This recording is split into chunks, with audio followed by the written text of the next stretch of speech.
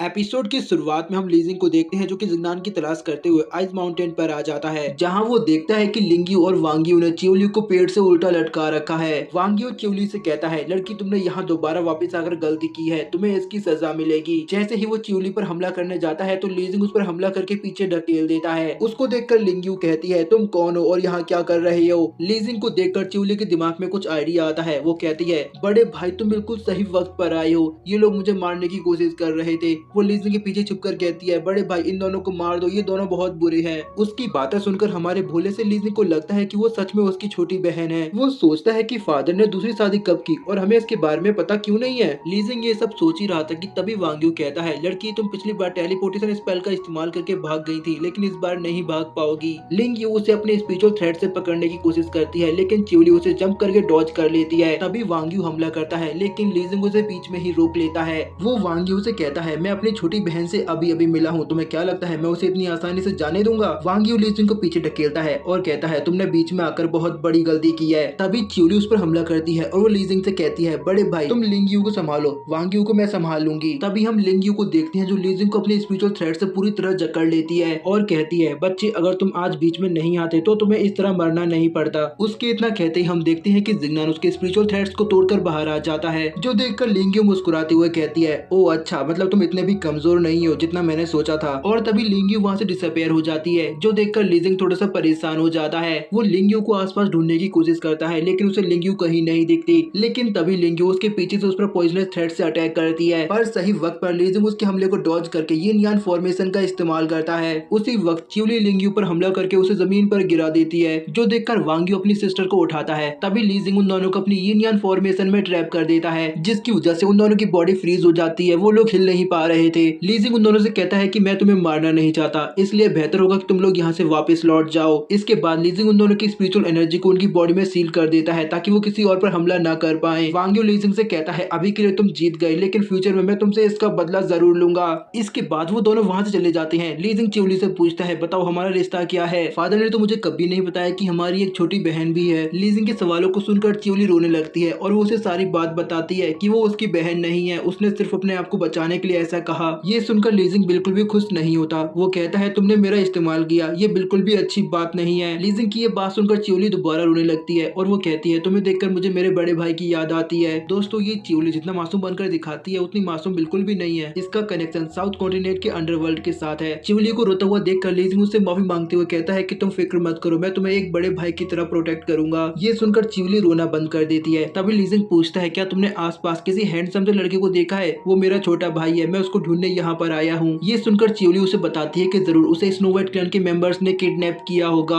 असल में यहाँ सीक्रेट वर्ल्ड का दरवाजा खुलने वाला है, जिसके लिए स्नो व्हाइट क्लैन के मेंबर्स स्ट्रॉन्ग ब्लड लाइन वाले कल्टिवेटर्स को अपने साथ पकड़ कर लाते हैं और उनकी ब्लड लाइन को सैक्रिफाइस करते हैं। ये सुनकर लीजिंग चिवली से कहता है, मुझे उनके पास लेकर चलो। तो चिवली उसे अपने पीछे आने के लिए कहती है। इसके बाद हमारा सीन कट होता है और हम जिंगनान को देखते हैं, जो लिंग युआन से पूछता है, आखिर तुम्हारा सेक्ट यहाँ से कितना दूर है, हमें वहाँ पहुँचने में कितना वक्त लगेगा। तो लिंग युआन उसे कहता है कि हम लोग बस जल्द ही पहुँच जाएंगे। ये लोग लगातार 5 घंटों से चल रहे थे, जिसकी वजह से मू चेंग और दाईमू की हालत काफी खराब हो चुकी थी। इसके बाद हमारा सीन कट होता है और हम स्नो व्हाइट क्लैन के मेंबर्स को देखते हैं, जो अभी भी कुछ लोगों का ब्लड सेक्रीफाइस दे रहे थे, लेकिन लगातार ब्लड सेक्रीफाइस करने के बाद भी डार्क रियल्म का दरवाजा ओपन नहीं होता, जिसकी वजह से उनके लीडर को काफी ज्यादा गुस्सा आ रही थी। वो कहता है, आखिर तुम लोग किन कचरों को उठाकर यहाँ पर लाए हो। वो एक बंदे पर हमला करता है, लेकिन तभी जिंगनान की शॉट बीच में आकर उसे बचा लेती है। तभी जिंगनान वहाँ पर एंट्री लेता है। उनका लीडर जिंगनान से पूछता है, तुम कौन हो और यहाँ पर क्या कर रहे हो। तो लिंग युआन उसे बताता है, इसका नाम जिंगनान है और ये एक स्ट्रॉन्ग कल्टिवेटर है। और वो जिंगनान को बताता है, ये स्नो व्हाइट क्लैन का लीडर फैंग यूली है। जिंगनान उस जगह को स्कैन करके मिस जोई की लोकेशन ढूंढने लगता है। तभी उसे मिस जोई मिल जाती है। वो मिस जोई के पास जाकर उनकी बॉडी चेक करता है। उनका टेम्परेचर काफी तेजी के साथ डाउन हो रहा था। ये देखकर जिंगनान जल्दी से मिस जोई को बाहर ले आता है। मू चेंग मिस जोई की बॉडी देखकर कहता है, इनकी हालत तो काफी ज्यादा खराब लग रही है। जिंगनान मिस जोई की बॉडी को स्कैन करके उनके स्पिरिचुअल ब्लड फ्लो को देखता है, जो कि काफी ज्यादा कम हो गया था। Force free blood line activate करने की वजह से मिस जोई ने अपना काफी सारा ब्लड लॉस कर दिया था। मिस जोई की हालत देखकर जिंगनान को फैंग यूली पर काफी ज्यादा गुस्सा आ रहा था। वो मिस जोई को अपनी स्पिरिचुअल बॉडी के साथ छोड़कर फैंग यूली को मारने के लिए उसकी तरफ बढ़ने लगता है। जिंगनान की इस ट्रिक को देखकर फैंग यूली लिंग युआन से कहता है, तुम बिल्कुल सही बंदे को पकड़ कर लाई हो, इसके ब्लड सेक्रीफाइस से हमें फायदा जरूर होगा। तभी हम जिंगनान को देखते हैं, जो गुस्से में अपनी एक्स को बाहर निकालता है और अपनी डेमोनिक फॉर्म में आता है। जिंगनान के गुस्से से आसपास का वेदर भी चेंज होने लगता है। उसको देखकर फैंग यूली कहता है, ये काफी इंटरेस्टिंग बंदा है। तभी जिंगनान उन पर अपने फुल मून स्लैश से हमला करता है, लेकिन फेंग यूली अपनी शील्ड का इस्तेमाल करके उसे रोक लेता है। ये देखकर जिंगनान दोबारा हमला करता है और फेंग यूली की शील्ड को तोड़ देता है, लेकिन लिंग्यू बीच में आकर फेंग यूली को बचा लेता है और जिंगनान से कहता है तुम ये क्या कर रही हो, तुमने हमसे वादा किया था कि तुम मेरा साथ दोगे। लेकिन तभी हम देखते हैं कि जिंगनान फेंग यूली पर हमला करता है, लेकिन ली फेंग उसे पीछे ढकेल देता है। तभी फेंग यूली ली फेंग से कहता है ये बच्चा इस तरह नहीं मानेगा, हमें इसे मिलकर सबक सिखाना पड़ेगा। वो दोनों अपनी पावर कंबाइन करके जिंगनान पर हमला करने आते हैं, लेकिन तभी वहाँ पर कोई और हमला कर देता है, जो देखकर वो लोग पीछे हट जाते हैं। तभी हम देखते हैं कि ये कोई और नहीं बल्कि मिस लिन मोक्सुआन है। वो मिस जोई के पास आकर उसकी बॉडी चेक करती है, लेकिन जिंगनान को लगता है कि वो मिस जोई पर हमला करने वाली है, इसीलिए वो मिस लिन पर अपने एक्स से हमला करने आता है। मिस लिन जिंगनान को बताती है कि मिस जोई की ब्लड वेसल्स डैमेज हो गई हैं, अगर हमने जल्दी इसे रिपेयर नहीं किया तो ये कभी कल्टीवेशन नहीं कर पाएंगी। ये सुनकर जिंगनान थोड़ा सा परेशान हो जाता है। मिस लिन मोक्सुआन जिंगनान को बताती है मिस लिन की ब्लड वेसल्स को रिपेयर करने के लिए हमें एक खास हर्ब की जरूरत है, जो कि हमें सिर्फ सीक्रेट वर्ल्ड में ही मिलेगा, इसलिए अभी हमें ये लड़ाई छोड़कर सीक्रेट रियल्म का दरवाजा खोलने पर ध्यान देना चाहिए। जिंगनान गुस्से में वहाँ मौजूद सभी लोगों से कहता है तुम सभी की वजह से मिस जोई की ये हालत है, अब तुम सभी को अपना ब्लड सेक्रीफाइस करना होगा। जिंगनान की ये बात सुनकर मिस जोई अपने आइस बो एरो को बाहर निकाल लेती हैं और वहाँ मौजूद सभी लोगों पर हमला कर देती हैं। असल में वो उनके ब्लड की कुछ बूंदे ब्लड सेक्रीफाइस के लिए बाहर निकाल रही थी, क्योंकि उन्हें पता था कि अगर जिंगनान ये करेगा तो वो उनके ब्लड की जगह उनकी जान बाहर निकाल लेगा। मिस लिंग अपना भी ब्लड सेक्रीफाइस करती है, लेकिन इसके बाद भी सीक्रेट रियल्म का दरवाजा ओपन नहीं होता, तो वो जिंगनान को अपना ब्लड सेक्रीफाइस करने का इशारा करती है। जिंगनान मिस लिंग से पूछता है आखिर तुम मेरी इतनी मदद क्यों कर रही हो, तो मिस लिंग उसे ब्लेस करते हुए बताती है कि तुम्हारा वाटर ऑफ हैप्पीनेस काफी ज्यादा टेस्टी था। इसके अलावा उसे मिस जोई से भी जलन होती है, क्योंकि जिंगनान उसके लिए कुछ ज्यादा ही प्रोटेक्टिव होता है। तभी हम जिंगनान को देखते हैं जो gate of the secret realm के सामने आकर अपने ब्लड को सेक्रीफाइस करता है, जिसके बाद वहाँ जिंगनान के फादर और मदर की मार्शल सोल अपीयर होती है, जो देखकर फेंग यूली काफी हैरान होता है। वो सोचता है कि जब हम सबने मिलकर किया तो ये नहीं खुली, लेकिन जिंगनान के अकेले करने से ये कैसे खुल गई। तभी वहाँ मौजूद सभी ड्रैगन डिसेबल कैंडिडेट के सामने उनके ड्रैगन केओस टैबलेट आते हैं, जिसके बाद वो सभी लोग एक एक करके सीक्रेट रियल में जाने लगते हैं। तभी हम युआन नाम के एक बंदे को देखते हैं जिसने अभी स्काई रियल को ब्रेक थ्रो किया था। वो भी अपने केओस टैबलेट का इस्तेमाल करके डार्क रियल में चला जाता है। इसके बाद हमारा सीन कट होता है और हम चियोली को देखते हैं जो अपने लिए बीस्ट हंट कर रही थी।